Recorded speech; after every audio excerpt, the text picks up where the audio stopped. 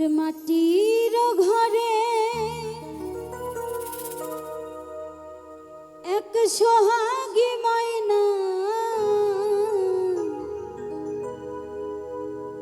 কথা কয় ময়না